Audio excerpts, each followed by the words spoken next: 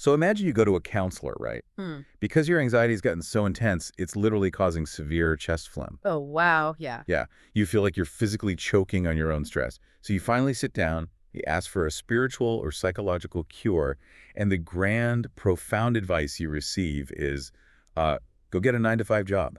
Right. Which sounds like a joke, or maybe just, terrible advice. Completely. But when you actually unpack the mechanics of what is happening in that person's brain, I mean, it might be the most scientifically sound prescription possible. And that is exactly what we are decoding for you today. Welcome to this deep dive. Glad to be here. We are exploring the hidden mechanics of human consciousness and mental well-being. And we have an incredibly unique stack of sources to do it. We really do. We're looking at direct audio counseling recordings of real people dealing with, profound grief and bizarre psychosomatic anxieties, plus philosophical texts on achieving inner freedom. Right. And we're also looking at the raw, unfiltered autobiography of a spiritual teacher named Sri Bhagavath. Which is a wild ride. But what makes this collection so compelling is that it completely strips away all the mystical jargon. Yeah, it's not about abandoning your life to go meditate in the Himalayan cave. It's really a highly practical manual for debugging your own mind, using real, often very messy human examples. Absolutely. So the mission for you today is simple, but it's huge. We want to figure out how to aggressively separate what we can control from what we can't so you can actually function in the real world. Exactly. But before we get into the guy choking on his own anxiety or the other audio recordings, we need to understand the basic operating system these sources are using. It basically boils down to a philosophy of inside versus outside, right? Yes. The core framework running through all these sources is the concept of agam versus kuram. Agam and Puram. Right. And these are terms that perfectly map onto modern psychology. Agam refers to the strictly internal world. So this is your mind, your thoughts, your passing feelings, your fears. Okay. And Puram is the external world. It's your physical environment, physical actions, just the tangible things you do. So internal reality versus external reality. Mm-hmm. Seems basic enough. But the teaching in the source material applies this really extreme rule to the division. It does. The rule dictates that whatever happens internally, so in the agam, must be met with complete unconditional acceptance. Like total acceptance. Right. Any thought, no matter how disturbing, or any emotion has to be met with a mental okay. The sources literally advise you to internally declare, I am right, or this feeling is correct, just to instantly stop fighting yourself. Okay, wait, hold on. If I wake up furious for no reason, Mm-hmm. or I'm gripped by irrational panic, Yes. the advice is to just internally say, yep, I'm terrified and I'm completely right to be terrified. Yes. I mean, isn't that just validating a delusion? Well, what's fascinating here is that it sounds like it, but mathematically, it's about reducing friction. Most of us operate in a state of psychological civil war. Yeah, that's a good way to put it. The sources point out that human suffering is generally rooted in 4 basic feelings: fear, anger, sorrow, and desire. The biological response to those feelings is natural, but the actual suffering happens when we resist them. So you feel anxious, and then your brain gets angry at you for being anxious. Or you feel sad, and you judge yourself for not being positive. So it's the meta emotion, like the feelings about the feelings. Exactly. That resistance creates intense psychological friction, and as one of the audio sources explicitly points out, fighting your internal reality creates a biological stress loop that literally leads to physical illness. Because cortisol just floods the system. Right. The source actually mentions a caller who developed a stomach ulcer entirely from this internal friction. So by saying, I am right to feel this, you aren't validating a delusion, you're just dropping the resistance. You let the feeling exist so it can naturally pass. Precisely. Okay, I get that. But if I just accept that I'm angry, what stops me from, throwing my laptop out the window? Well, that is where Puram comes in, the external. Internally, you give the emotion total permission to exist. But externally, you must take whatever practical, constructive action is necessary. Okay, let's unpack this. It's like driving a car in a terrible thunderstorm, right? Okay. Internally, you don't roll down the window and scream at the rain to stop. You don't try to punch the weather. You just accept, okay, it's raining. But externally, you don't take your hands off the wheel. You turn on the windshield wipers and you keep driving. That is a perfect analogy. You do not police the internal weather, but you absolutely drive the external car. Confusion happens when we mix them up. Like when we try to control our internal thoughts, or when we just surrender and stop taking action in the real world. So if that's the theory, how does it hold up against raw, devastating human suffering? Yeah, it's the real test. Let's look at the first audio recording. It's a heartbreaking call from a woman named Uma, living in Tambaram.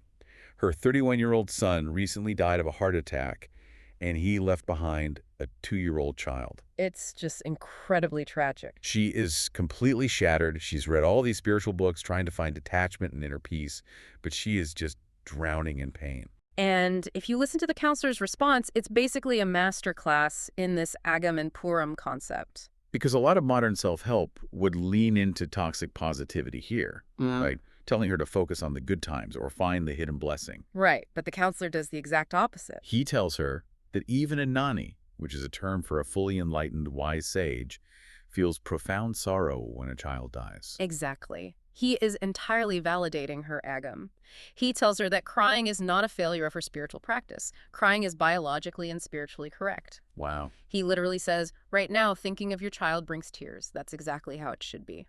So by stripping away the spiritual guilt, like the idea that she should be at peace, he actually gives her permission to just grieve. Yes. The mechanism here is crucial.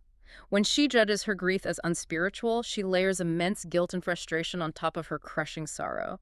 By applying that total okay to her internal state, she stops the civil war. That makes so much sense. The counselor assures her that if she stops fighting the tears, then over time, naturally, thinking of her child will bring happy memories instead of just agony. He tells her to let the internal storm rage without trying to turn it off. Okay, so that's profound grief. But what happens when the problem isn't a tragic life event, but a strange glitch in our own physical body? Because the next audio caller is dealing with something completely different. You're referring to George from Quail? Yes. So George actually cured his severe depression and some physical twitching a few years ago by attending a Nana camp. Can you quickly explain what that is? Sure, a Nana camp is essentially a spiritual retreat focused on self-knowledge and understanding the exact mechanics of the mind we're discussing today. George learned to accept his internal state, and his depression lifted. But now he has a new, highly specific problem. He has become completely obsessed with the physical sensation of swallowing his own saliva at night. Right. It's causing him to overthink, he feels like his throat is closing up, and he's suffering from severe insomnia. Yeah, in psychology, we call this a psychosomatic loop, or sensoromotor OCD. It happens when you hyper-focus your conscious mind on an automatic bodily function. Like breathing or blinking. Exactly. Breathing, blinking, swallowing. These are managed by your autonomic nervous system. The moment you start manually monitoring them, you interrupt the natural biological rhythm, which creates panic, which makes you monitor it more closely. It is agonizing. So how does the Agam and Purim philosophy fix a swallowing loop? Well, the counselor advises George to accept the sensation as God's action. Now, regardless of your religious beliefs, the psychological mechanism here is about removing the ego and the effort from the equation. Okay. He's being told to take his conscious self out of the driver's seat of his throat. And to help him do that, the counselor gives him a specific audio track called Iriarol Dainam, or Grace Meditation. Precisely. That meditation acts as an external anchor. It gives his mind a specific Purim task, listening to the audio so his attention is pulled outward. It stops his mind from cannibalizing its own internal processes. Which brings us perfectly to the 35-year-old unemployed civil engineer. This is where I really started laughing when I read the source material. Oh, it is an incredible case study. So this guy calls in. He's 35, supported entirely by his father, and he doesn't work. He spends all day, every day, just sitting around monitoring his own mind. Just idling. Right. And he claims this intense mental focus is causing chest congestion, severe phlegm, and dizziness. He is literally choking on his own overanalysis. Yeah. And the counselor starts by giving him some breathing exercises, right? Something called pranayama. Yes, pranayama. It's a system of structured yogic breathing. Mechanically, it shifts the nervous system from a sympathetic fight or flight state into a parasympathetic rest and digest state. Okay, that makes physical sense. The counselor tells him to do this for his throat for 30 minutes, twice a day, and to surrender his fear to the total mind. Okay, wait, total mind, is that just a fancy mystical term for giving up control? Basically, yes. It's a way of describing the wider subconscious or even universal consciousness, as opposed to the narrow, hyper-focused ego. The counselor is essentially saying, your tiny conscious brain is trying to micromanage your lungs and your throat. Stop it. Hand the controls back to the larger system that already knows how to run your body. So he gets the breathing exercises, which makes sense. But then the counselor delivers the ultimate prescription. He tells him he needs to go get a job. Yeah. Any job. even a low-paying, trivial job, just to stop idling. If we connect this to the bigger picture, it's completely pragmatic, and neurobiologically, it's brilliant. Think about the default mode network in the brain. Right, the system that runs when we're not focused on a task. Exactly. When we don't have an external task, our brain defaults to self-reflection. If you have no external demands on your attention, no Purim, your mind makes you its job. Wow. It turns entirely inward and starts magnifying every tiny somatic sensation. A normal throat tickle gets analyzed until it feels like suffocating phlegm. So action literally cures overthinking. Yes. Getting a job forces his attention outward. It requires him to engage with the external reality. The spiritual solution to his psychosomatic phlegm isn't to sit in a room and meditate harder. It's the structure and external demand of a 9-to-5 schedule. Okay, I love that. But if action and grounding yourself in reality is the cure, what happens when someone does the exact opposite? What happens when someone takes deep meditation and spiritual detachment to an extreme? Because the sources give us a truly terrifying example of this going wrong. Yeah, you're talking about the call from Chennai, Sritan. Yes. Shidharan calls in and describes a situation that sounds like a horror movie. 20 years ago, he got deeply into Vipassana meditation, which is a very intense, silent, observational meditation. Very intense. But he pushed it so far that he started having literal out-of-body experiences. And it permanently altered his baseline reality. Even now, 2 decades later, when the weather gets cold, his mind becomes severely disturbed, his asthma flares up, and he gets this overwhelming, terrifying urge to just run away into the night. He essentially induced a severe dissociative state through extreme meditative detachment. And the sources compare this to artificial intelligence experiments, specifically mentioning a project called Google Opal. Can you explain how AI relates to a guy wanting to run into the woods? It's actually a brilliant metaphor for how we train our consciousness. Think about how we train an AI model. If you train an AI in a completely closed, simulated environment, like a vacuum with no variables, it will perform perfectly in that vacuum. Makes sense. But if you take that same AI and put it in a self-driving car on a chaotic, busy city street in the rain, the system will throw a fatal error and crash. Here's where it gets really interesting, though. So Sridhar trained his brain in a sensory deprivation vacuum. Exactly. He trained his operating system to completely detach from physical reality. Now, when he is faced with a dynamic, chaotic environment like cold weather or an asthma flare-up, his brain throws an error. It defaults to the only extreme response it knows: dissociate and flee. It's like jailbreaking a smartphone. You bypass the factory settings to access hidden features, but in doing so, you disable the core security protocols, and now your phone randomly shuts down when you try to open an app. Precisely. But here's where I have to push back. Sridharan's instinct is to suppress these terrifying urges to run away, and the counselor tells him not to suppress them. He tells him to accept the urge. Yes. Hold on. If a guy is in a dissociative state and feels the urge to flee into the night, telling him, just accept the feeling, sounds incredibly dangerous. How is that good advice? It sounds dangerous until you look at the mechanism of suppression. The urge to run is the agam, the internal feeling. If he fights the urge, he creates massive internal panic. He is basically telling his brain this feeling is a lethal threat, which spikes his adrenaline and makes the urge to flee even stronger. So it's a feedback loop. Exactly. By fully accepting the terror without acting on it, he removes the secondary panic. So he accepts the urge internally, but externally, he doesn't actually open the door and run. Correct. And crucially, the counselor tells him to completely drop the extreme detachment techniques. He is offered a life-oriented meditation instead. The goal of true spiritual practice in this framework is called agamiya karma. I saw that term in the text. What does it actually mean in practice? A lot of people think of karma as a mystical point system where you are punished for past lives, but agamiya karma is immensely practical. It refers to the reality that the actions you take today in the present moment shape your immediate future. Okay. It's about grounding yourself in the real world. True spirituality isn't meant to make you run away into the night. It's meant to enhance your daily life. Okay, so this whole philosophy of radical internal acceptance and practical external action is fascinating. But I kept wondering while reading this, who figured all this out? Who is the master handing down this incredibly grounded, get a job and stop jailbreaking your brain? The wisdom. You read this stuff and expect the author to be someone who was born floating on a lotus flower, radiating perfection from birth. You would think so.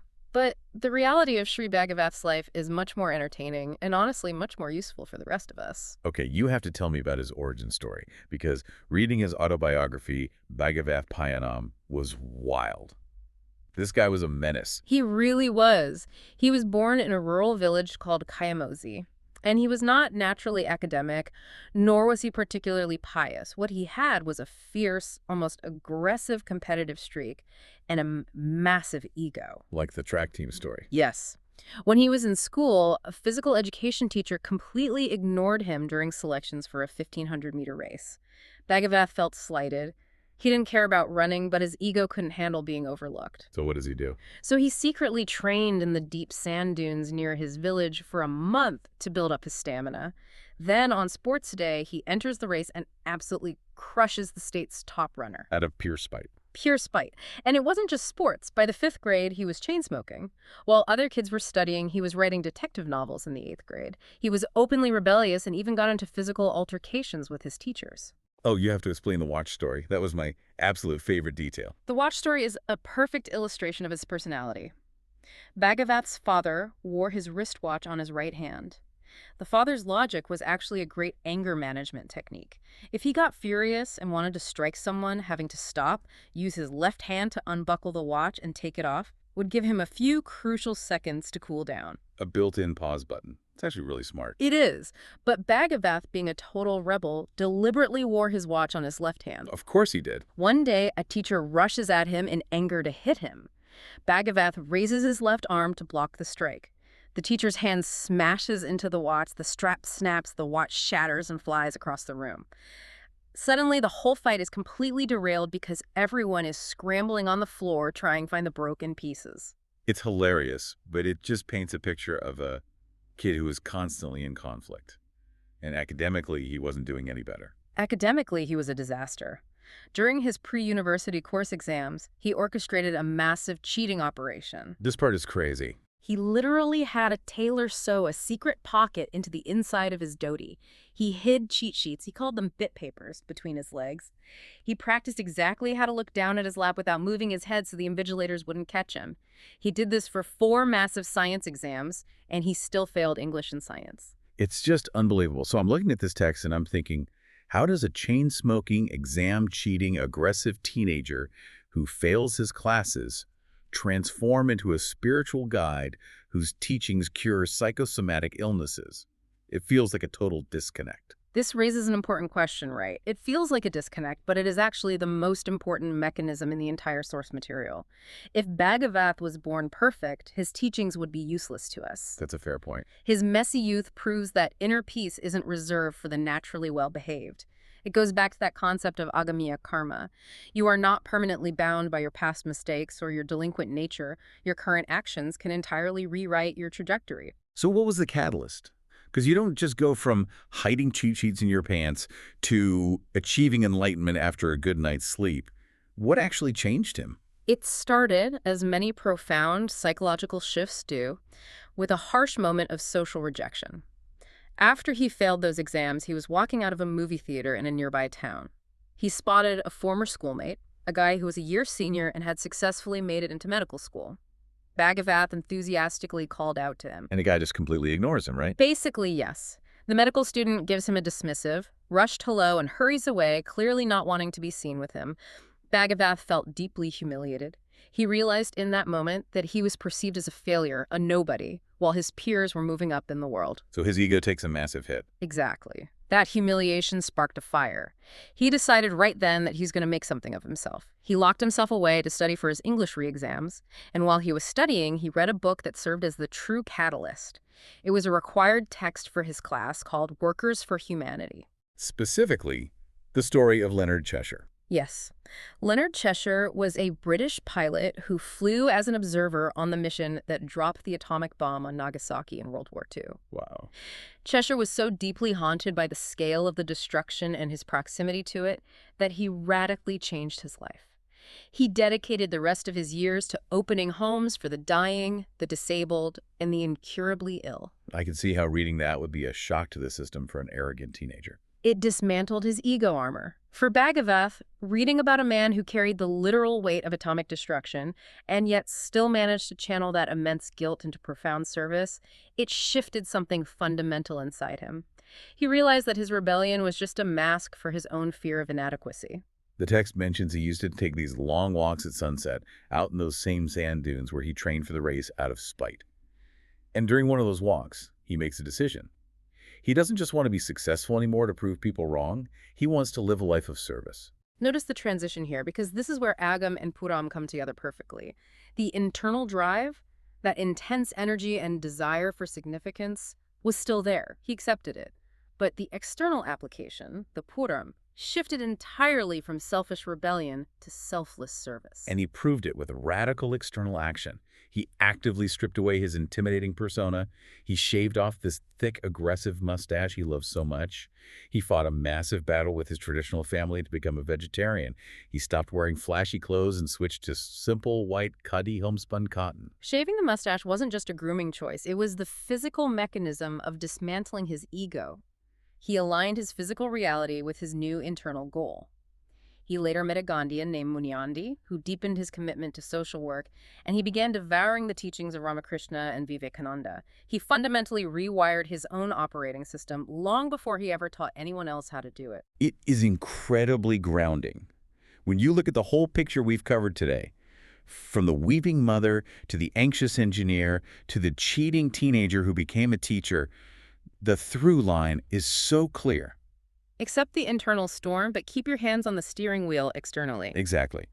Whether you are dealing with profound grief that takes years to naturally turn into happy memories, or weird midnight anxieties about swallowing, or if you're just feeling like a failure who got left behind by your peers, your past doesn't trap you. You don't need a perfect track record to start debugging your own mind today. And you certainly don't need to flee to a mountaintop. Right. Sometimes the most deeply spiritual healing thing you can do for your mind is to just go get a job, do some breathing exercises, and stay firmly planted in the real world. Let the internal weather do what it wants. Just keep driving the car. That is the essence of inner freedom. Which brings us to a final thought I want to leave you with today. Something for you to mull over as you go about your week. We spend so much of our daily energy trying to fix or hide or apologize for our feelings. But what if the biggest obstacle to your inner peace isn't the chaos of the outside world, but your constant exhausting effort to police your own emotions? What would happen if, just for today, you gave every single emotion, the anxiety, the sadness, the frustration, total, radical permission to exist while you simply focused on the road ahead?